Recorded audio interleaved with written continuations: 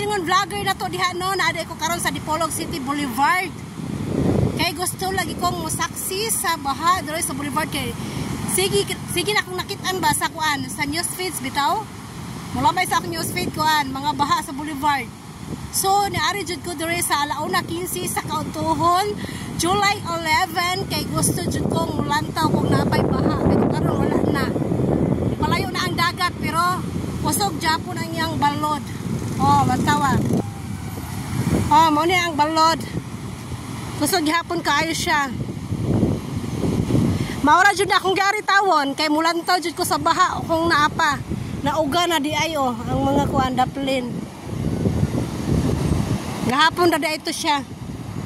So as of today wala nay baha dere sa hallway. Di back to normal na siya. So mao na karon ang tubig nagpalayo na dere sa kuan. So that's all for today.